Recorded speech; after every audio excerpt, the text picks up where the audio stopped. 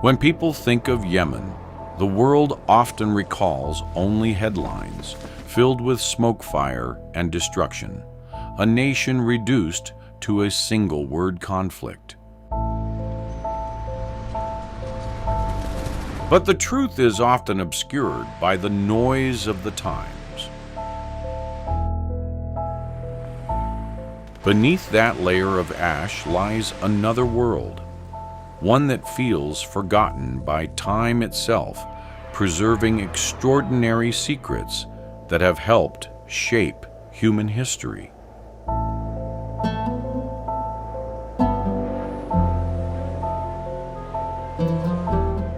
A land where towering buildings are sculpted from mud and have stood for centuries, where life exists in forms you won't find anywhere else on Earth. Welcome to Yemen, a Yemen you'll never see in the news.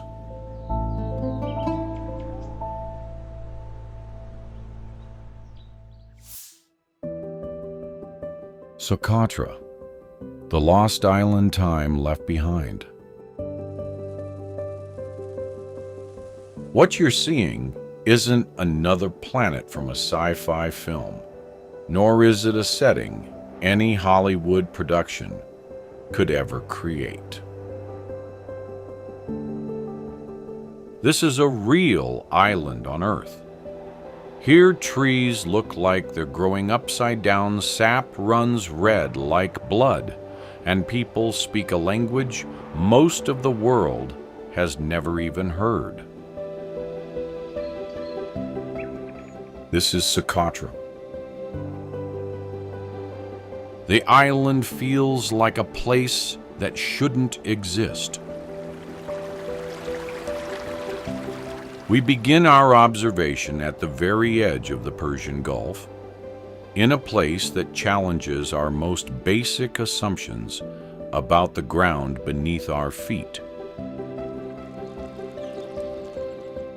The trees don't look like trees. The landscape doesn't resemble anything you've ever seen. And the deeper you go, the more it feels like you're stepping into a world that doesn't belong to Earth. But Socotra is real. And the story behind its strange, otherworldly beauty began millions of years ago.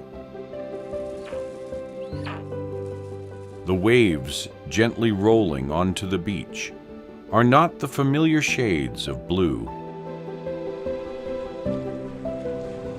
Long before humans existed, before the continents even took the shapes we recognize today, Socotra had already broken away from the mainland. It drifted off slowly and silently, separating from both Africa and the Arabian Peninsula. And once it left, it never returned. Cut off, left behind, evolving on its own. That isolation changed everything. Because when life is separated for millions of years, it begins to experiment. It adapts in strange ways. It no longer follows familiar rules. And over time, it gives rise to something entirely different. On Socotra, evolution didn't just continue, it branched off in another direction. The plants and animals here developed along their own paths, apart from the rest of the world. No outside competition. No outside influence. Just time pressure and survival shaping everything. The result is an ecosystem that feels both familiar and unbelievably alien at the same time. And all of it exists on a single island. Within just a few hours of travel, you can pass through environments that seem like they belong to entirely different planets. Along the coast, endless stretches of soft white sand unfold before you. The water is so clear, it almost disappears, shifting from turquoise to deep blue, depending on the light. There are no crowds, no noise, just wind waves and stillness. As you move inland, the terrain softens into shallow lagoons. The water lies perfectly still, reflecting the sky with near-perfect clarity. These places feel different, quiet, isolated, as if time itself has slowed down. The colors are so vivid, they almost seem unreal. But Socotra isn't defined by its shimmering waters alone.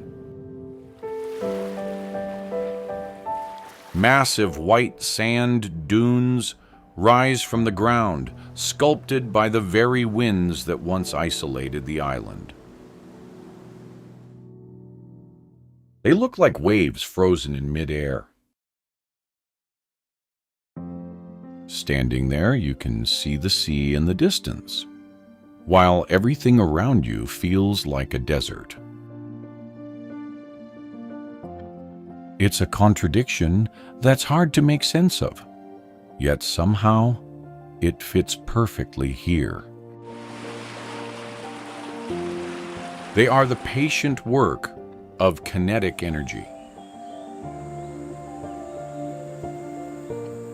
Jagged limestone mountains stretch upward, forming cliffs, valleys, and caves hidden deep within. So we walked all the way up.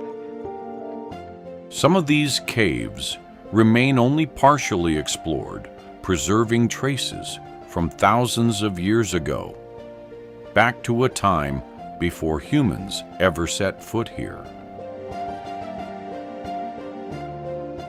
All of it, the sea, the lagoons, the dunes, the mountains, pieces that seem to belong to entirely different worlds, yet coexist on a single island. Not spread across continents, but gathered in one place, quietly set apart in the vast expanse of the ocean. And as strange as the landscape already is, it's still not the strangest part. Because the plants here are what truly take that sense of strangeness to another level. Nothing can really prepare you for what grows here. Socotra's vegetation isn't just different. It feels off in a way that's hard to explain. The way things grow almost seems intentional, as if designed rather than evolved. And nothing represents this otherworldly landscape more than this tree, the dragon's blood tree. It doesn't grow upward like a typical tree. Instead, the trunk rises and then spreads into a wide, dense canopy, like a giant umbrella. From a distance, entire forests form a flat, balanced horizon that looks almost surreal. But its shape is only part of the story.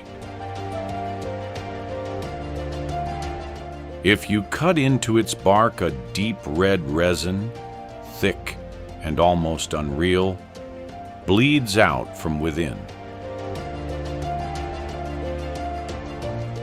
This blood-like resin is what gives the tree its name, and it only deepens the feeling that nothing here follows ordinary rules. Throughout history, this resin was prized more highly than gold. Roman gladiators once applied it to their wounds. Emperors treated it as a cure-all elixir, and alchemists sought it out for their mystical rituals. Standing beneath the shade of thousands of ancient dragon's blood trees, you can almost hear the whispers of a time when myth and reality were one and the same. But the dragon's blood tree is only the beginning. When humans first arrived in this valley, they looked at the steep limestone cliffs and made a profound choice. They look more like living sculptures than plants. Other species twist and bend in unpredictable directions. Some resemble coral. Others look like giant mushrooms, and some don't resemble anything you've ever seen before. That's because nearly a third of Socotra's plant species don't exist anywhere else on Earth.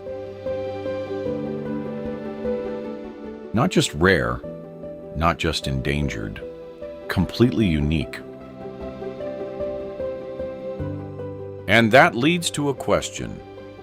If the plants are this strange, what about the animals? Socotra is home to a wide range of endemic species, meaning they exist nowhere else. Birds, reptiles, insects. Like the plants, they've all been shaped by the isolation that defines this island. Listen closely, and you might hear the song of the Socotra starling, a melody unique to these valleys. They move differently, feed differently, and interact with the ecosystem in their own distinct ways. Reptiles, especially geckos, cling to rocks and trees, their bodies built to handle intense heat and arid conditions. The patterns on their skin help them blend into their surroundings so well they almost disappear. Even insects play a crucial role in maintaining the fragile balance of this ecosystem. Every creature is a delicate piece of a puzzle quietly piecing itself together for millennia. But Socotra isn't an empty place. People live here, and they're part of the story too. The island's communities have adapted to the environment, just like every other living thing. Over generations, they've developed a way of life closely tied to the wind, the land, and the scarcity of resources. They speak Socotra, a language entirely different from standard Arabic, unwritten language, preserved purely through memory poetry and stories told under the stars. Life here moves slowly. It moves to the timeless rhythm of the changing winds, the seasonal rains, and the pulling of fishing nets at dawn.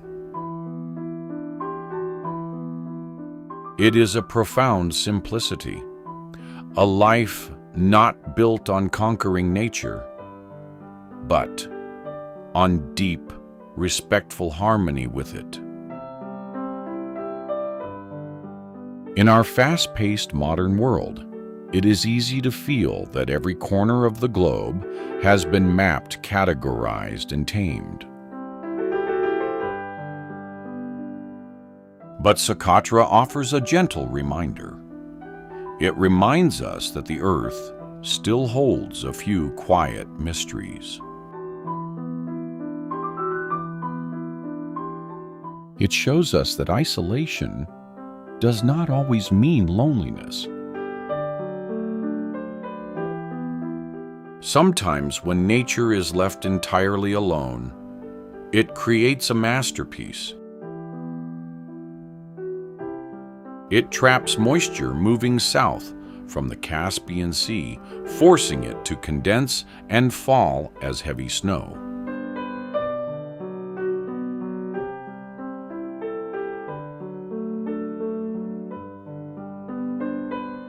Sana'a and Shibam, cities that defy time itself.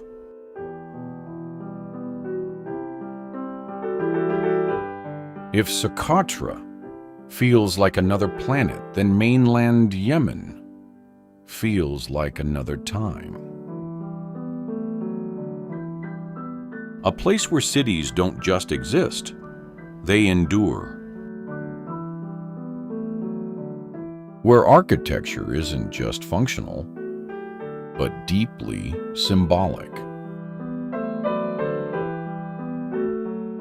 And where entire skylines have remained almost unchanged for centuries, quietly resisting the modern world. Sana'a and Shibam. Two places define this feeling more than anywhere else. At first glance, Sana'a doesn't look real either, but for a completely different reason. A volcano does not just shape the climate with its height. It leaves a geological footprint that dictates how humans build.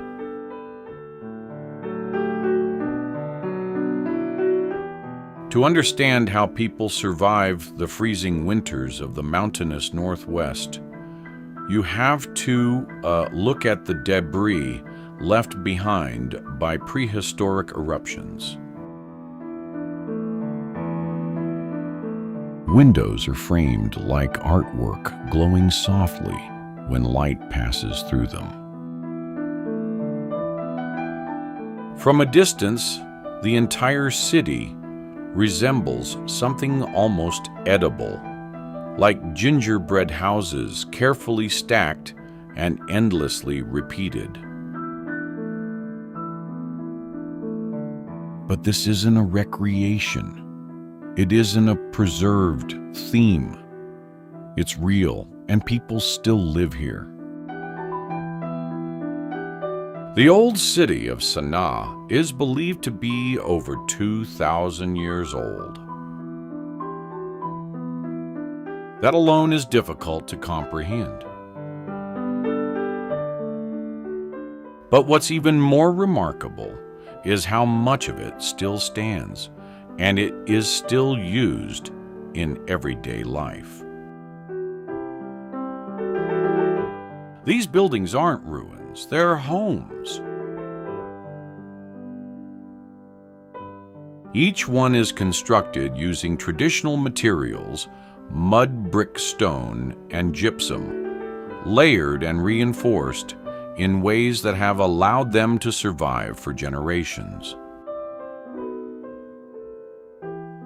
Many of these structures rise 5 to 7 stories high, a vertical design that was developed long before modern engineering tools existed. And yet they work. It takes an immense amount of time for the external freezing temperatures to penetrate. Middle floors for living, and at the top, a special room, known as the Mafraj, is reserved for gathering, a place where people sit together, talk, drink tea, and watch the city from above. It's not just architecture, it's a way of life built into the structure itself. Walking through Sana'a feels different from walking through modern cities. The streets are narrower, winding unpredictably between buildings that lean slightly inward, as if they're part of a single connected system. The light changes, constantly filtered through small openings and reflective surfaces. There's a rhythm to it, a quiet consistency. And despite everything the country has faced in recent years, this part of the city still holds on to its identity. It remains one of the most unique urban environments in the world, recognized and protected by UNESCO as a World Heritage Site. But Sana'a is not the only place in Yemen where architecture tells a story like this. Further east, in a vast desert region, there is another city that seems almost impossible. If Sana'a feels like a living museum, Shibam feels like a vision from the future, built in the past. Rising out of the desert floor, Shibam is often called the Manhattan of the desert. And when you see it, the comparison makes sense. Tall rectangular buildings stand side by side, forming what looks like an ancient skyline. Some of these structures reach up to 11 stories, high, constructed entirely from mud brick.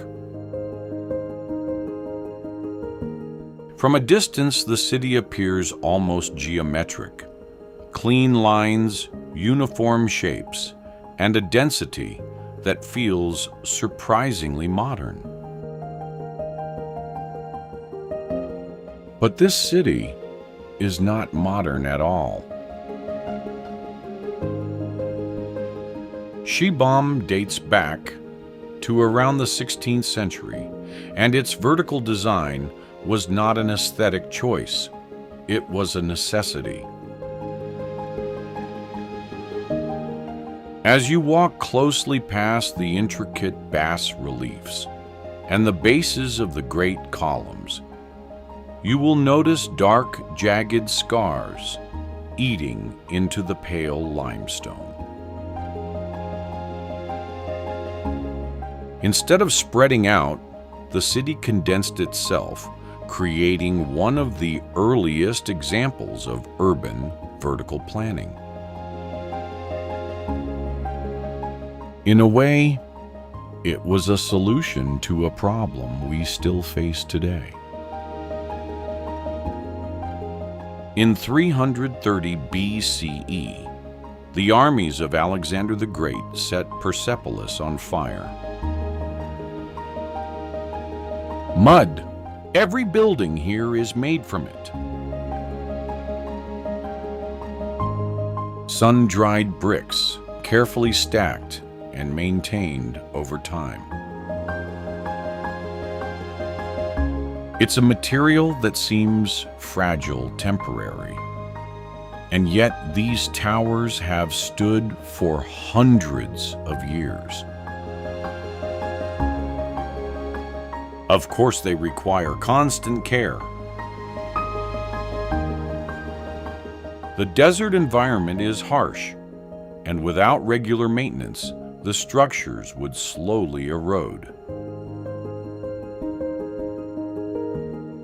But human ingenuity reaches its absolute peak when it learns to manipulate a material that cannot be seen or held. It's an ongoing process, a cycle of preservation that never really ends. Walking through Shibam feels different from Sana'a. Here the streets are tighter, more enclosed. The buildings rise higher, blocking out more of the sky. There's a sense of vertical pressure, as if the city is pulling upward from the ground with everything it has. And yet, it's not overwhelming. It's precise, intentional, balanced. Like Sana'a and Shibam, is also recognized by UNESCO not just for its age, but for what it represents. A unique solution to living in a difficult environment, using only the resources available at the time. Together, these two cities tell a story that goes beyond architecture. Because of the pressure differential, this caught air is forced down the vertical shaft of the tower and directly into the living spaces below. They show how limitations can lead to innovation, how isolation can shape identity, and how traditions can survive even in the face of change. In Socotra, isolation created something alien. In Sana'a and Shibam, it created something enduring. And perhaps that's the most fascinating part of Yemen. The result is a biological revelation. But that, in so many ways, it is.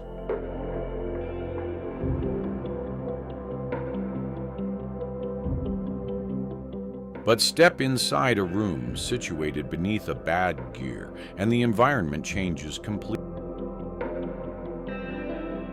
There are places in Yemen that feel ancient. Cities that carry the weight of centuries in every wall, every street, every shadow.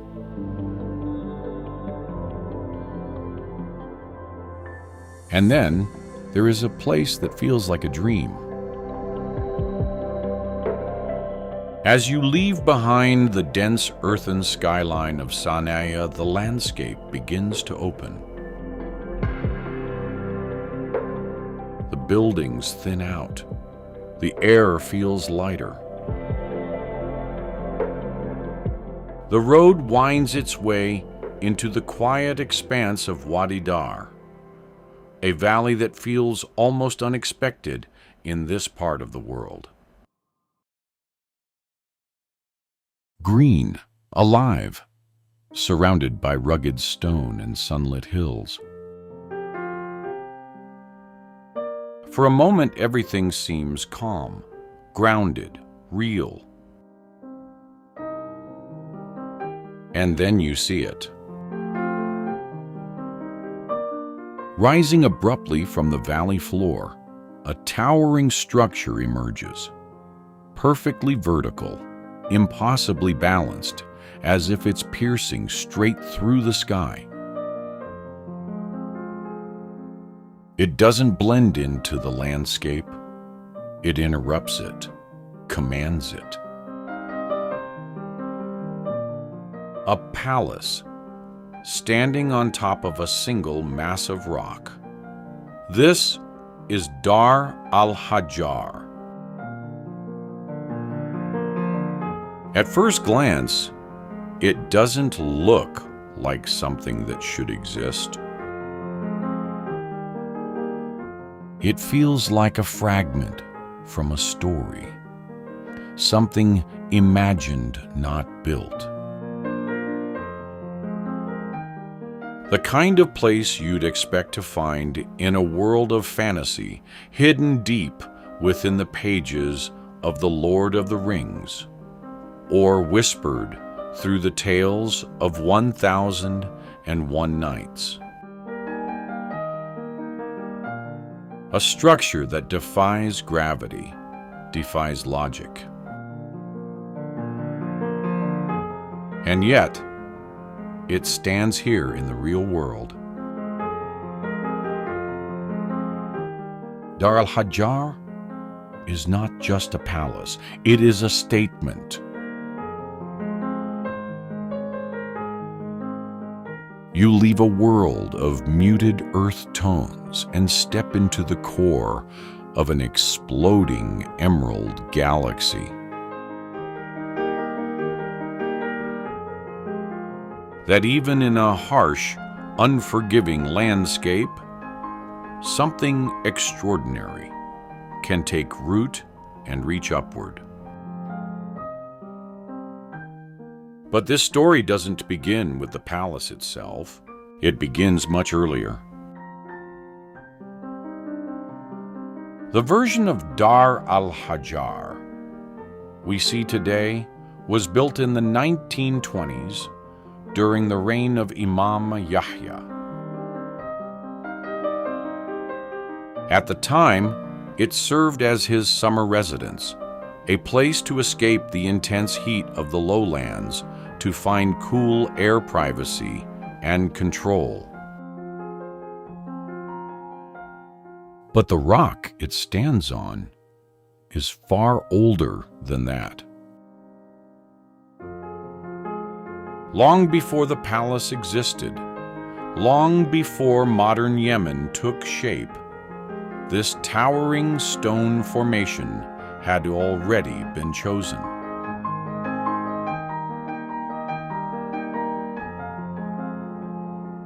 Archaeological evidence suggests that the site has been used since pre-Islamic times, possibly thousands of years ago.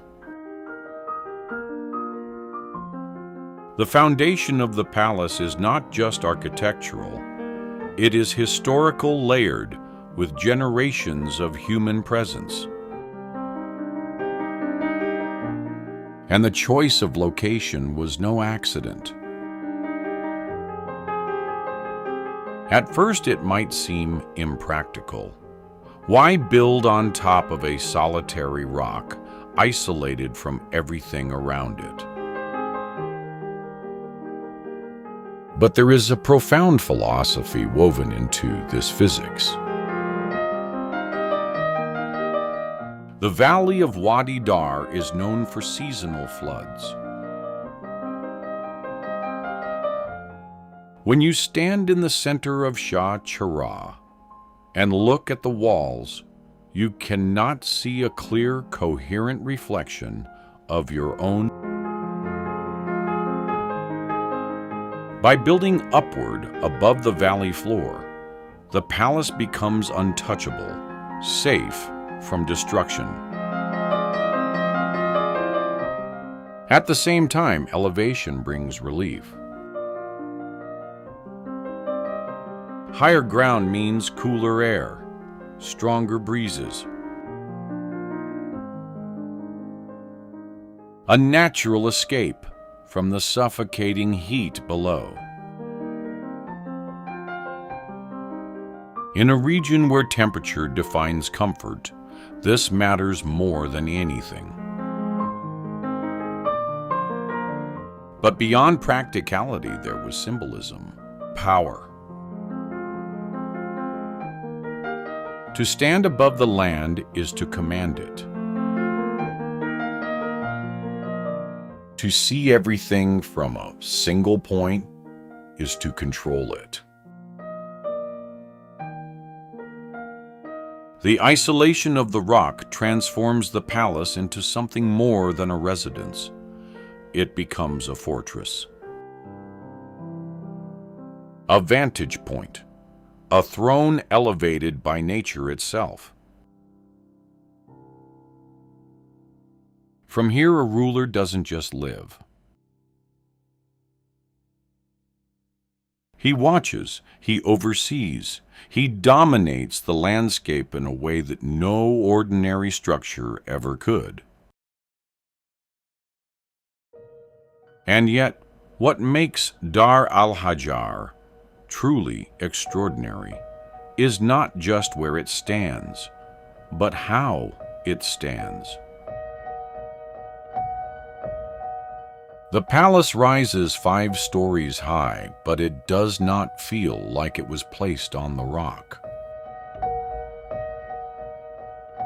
It feels like it grew from it. There is no harsh division between the natural and the constructed.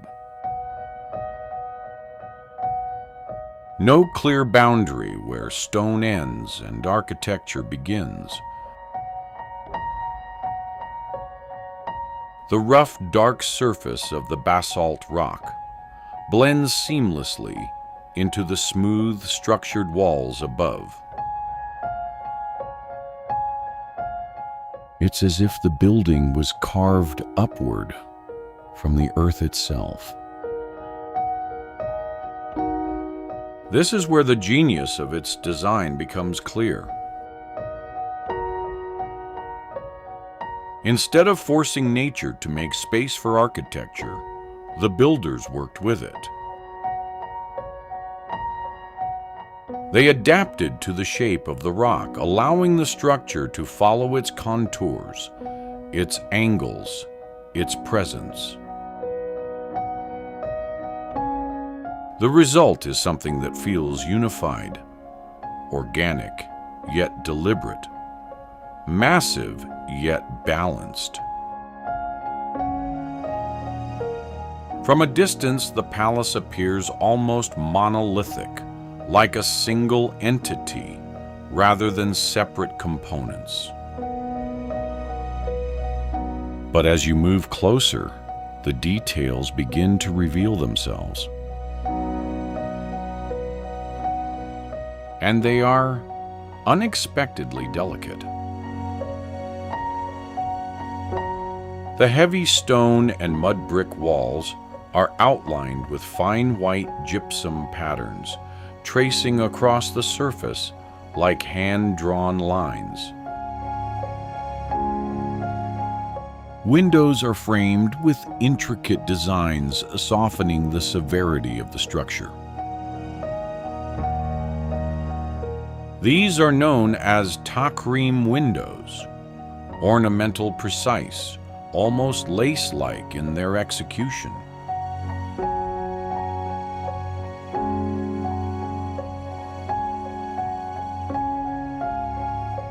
Hide al-Jazil, a breathtaking balance on the edge. Not far from the grounded strength of Dar al-Hajar, where stone rises with quiet confidence, there exists another place that feels far less certain and far more fragile in its existence.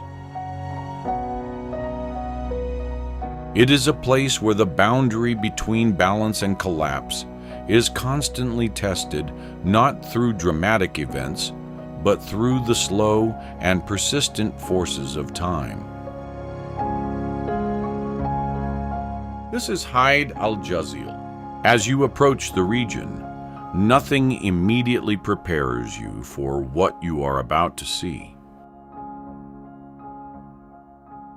The surrounding landscape appears calm and almost empty, shaped by wind into soft layers of earth and rock that stretch quietly across the valley. The silence feels complete, and for a moment, it seems like nothing could exist here beyond the bare terrain. Then gradually something begins to emerge in the distance. At the center of a deep canyon, a narrow plateau of rock rises sharply from the valley floor, standing alone as if it had been left behind when the rest of the land shifted away. It is not wide, not expansive, and certainly not inviting, yet on top of it stands an entire village. Not ruins, not fragments, but a complete settlement. This is al-Jazil, and the first reaction is almost always disbelief. The human eye searches for logic, for stability, for something that explains how this could exist, yet nothing about it feels immediately reassuring. Leave a trace in the comments below and tell us which of these extreme landscapes challenged your assumptions the most. There are no gentle slopes or gradual paths leading upward, only a sudden rise that separates the village from the world beneath it. The height is not just impressive, it is intimidating, and it defines everything about the place. Unlike Dar al-Hajar, which feels firmly rooted despite its dramatic form, al-Jazil appears to hover on the edge of possibility. The village does not seem anchored to the land, so much as it seems to balance upon it, as though the ground beneath could shift at any moment. And yet people chose to build here. They did not come for beauty, though it exists, and they did not come for comfort, because comfort is limited. They came because this place offered something more important at the time. It offered survival. In a region where threats once came from both nature and conflict, elevation provided a powerful advantage. From this height, the entire valley could be observed, allowing early warning of any movement below. Access points were limited, making it difficult for outsiders to approach unnoticed, and the natural isolation of the plateau created a form of defense that required no walls. This was not just a village, it was a strategy. The design of the settlement reflects that reality in every detail. The houses are built from mud brick, similar to those found in other parts of Yemen. But here, they are arranged with a level of precision that reflects the constraints of the land. Space is limited, and every structure must fit within the narrow boundaries of the plateau. Buildings rise upward rather than outward, forming a compact vertical arrangement that maximizes every available meter. Walls lean slightly adjusted over time to maintain balance, and the structures appear to support one another in a quiet, interconnected way. The pathways between them are narrow and winding, shaped not by planning but by necessity. There is no excess, no unnecessary space, and no room for expansion. Everything that exists here has been carefully placed, carefully maintained, and constantly adapted. From a distance, the village appears almost sculpted from the rock itself. The color of the mud brick buildings blends seamlessly with the earth beneath, creating the impression that the entire settlement is part of the landscape rather than something built upon it. Standing at the top of the plateau, the view opens outward in every direction, revealing the vastness of the canyon below.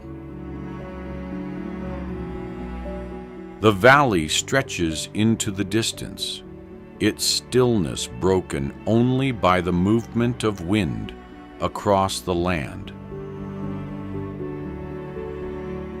The height creates a sense of separation that feels both isolating and strangely peaceful. It is a place suspended between two worlds. Above there is structure in tension and human presence. Below there is vastness, silence, and the slow movement of nature. Between them, there is a balance that must be maintained every day. And perhaps that is what makes al-Jazil so unforgettable, because it reminds us that not all human achievements are built on certainty.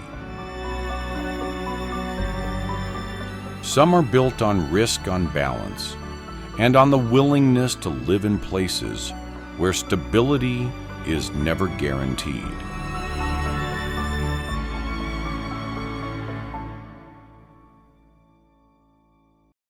Mocha, the cup that shaped the world. This legacy begins in the port of Mocha, a place that once stood at the center of global trade, long before modern supply chains connected continents.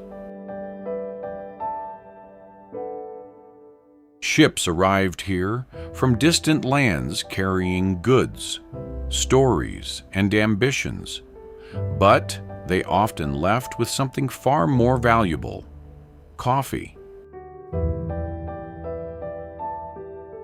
Not just any coffee, but a variety so distinct, so rich in flavor and character that the name of the city itself became synonymous with it. For centuries, Mocha was not just a place on a map, but a mark of quality, a symbol of origin and a taste that defined an entire culture. Yemen was one of the first regions in the world to cultivate coffee, systematically transforming it from a local discovery into a global phenomenon. The beans grown in its highlands developed complex flavors shaped by altitude climate and traditional farming methods that have remained largely unchanged over time. From Mocha's port, coffee traveled across the Red Sea into the Ottoman Empire and eventually into Europe, where it began to reshape daily life. Coffee houses emerged as centers of conversation, ideas, and intellectual exchange, quietly influencing the course of history. Yet behind this global influence lies something more intimate. In Yemen, coffee is not just a commodity, but a ritual. It is prepared with care, shared with intention, and experienced slowly, often accompanied by conversation that stretches far beyond the cup itself. The process reflects a deeper rhythm, one that values presence over speed and connection over convenience. Today, the name Mocha is used worldwide, often associated with chocolate-infused drinks, far removed from its original meaning. But its true origin remains here, rooted in the soil and history of Yemen. A reminder that even the smallest things, a single bean, a single cup, can carry the story of an entire civilization.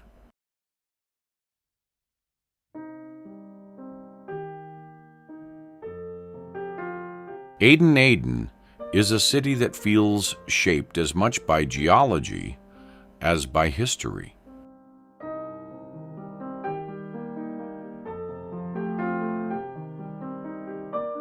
It sits inside the crater of an ancient, long-extinct volcano, an origin that still defines its landscape today.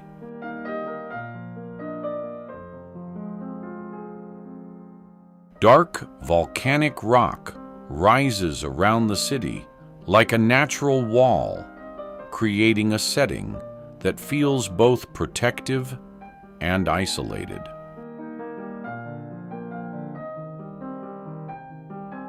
Step closer to the coast, and the contrast becomes even more striking.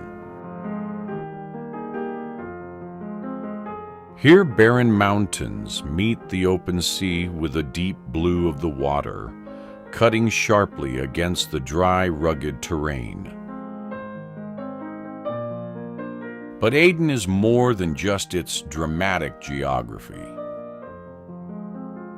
For thousands of years, it has been a key port along major trade routes linking the Red Sea and the Indian Ocean. Ships carrying spices, incense, and goods from across continents once passed through its harbor, turning the city into a crossroads of cultures and ideas. That global influence is still visible today, especially in the legacy left behind during British rule from the 19th to the mid-20th century. Elements of European architecture and urban planning blend with traditional Yemeni styles, giving Aden a unique visual identity. Despite its beauty, Aden has also experienced periods of conflict and change constantly reshaped by shifting political and economic forces. And yet through all of this, the city endures. It remains a place where land, sea, and history intersect, quietly holding on to layers of stories carved into both stone and shoreline. Al-Mahwit. Al-Mahwit feels like a place suspended between earth and sky. Tucked high in the mountains of Yemen, it sits on steep ridges that seem almost too narrow to hold a city at all. From a distance, the houses appear to rise directly out of the rock, stacked carefully along the slopes, as if the mountain itself decided to become architecture. The higher you look, the more unreal it feels. Mist often drifts through the valleys below, giving the illusion that al-Mahwit is floating above the clouds. Unlike the harsh, dry landscapes many associate with Yemen, this region is unexpectedly lush. Terraced fields wrap around the mountains, carved by generations of farmers who shaped the land into layers of green. During certain seasons, rain and fog soften the entire scene, blurring the edges between sky, land, and stone. It creates a quiet atmosphere that feels almost cinematic, but without the drama. Just calm, steady beauty.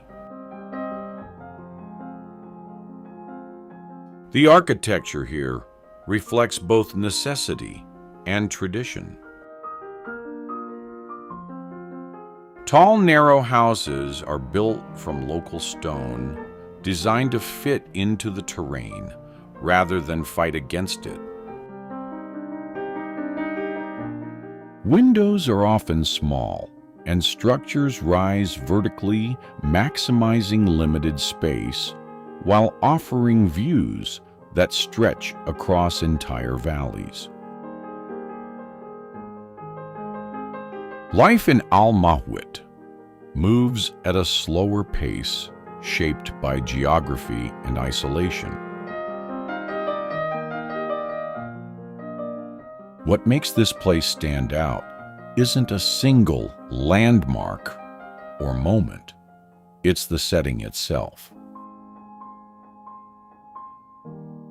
A city built on the edge of steep mountains, where clouds pass beneath your feet, and the boundary between landscape and settlement quietly disappears.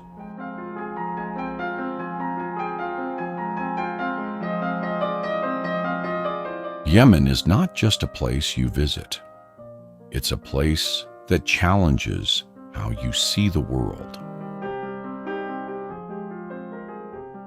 From the alien landscapes of Socotra to the timeless cities of Sana'a and Shibam to the impossible balance of al-Jazil, every location tells a story shaped by isolation, survival, and human imagination. It is a land where nature and humanity don't compete, but constantly negotiate with each other, sometimes in harmony, sometimes on the edge of collapse. And perhaps that's what makes Yemen unforgettable. If this journey surprised you, take a moment to like the video, subscribe for more hidden places around the world, and tell me in the comments, which of these places felt the most unreal to you?